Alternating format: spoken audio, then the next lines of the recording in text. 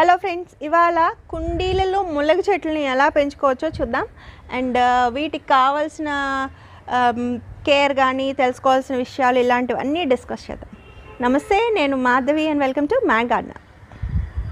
Okay, so యూజువల్గా ములగ చెట్టు అనగానే మన ఇంటి ముందో ఇంటి వెనకమాల ములగ చెట్టు ఉండకూడదు అనే ఒక సెంటిమెంటల్ ఫీలింగ్ ఉంటుందండి. నేను వేసి 2 years అయింది, బాగానే ఉన్నాను. సో హ్యాపీగా పెంచుకోండి.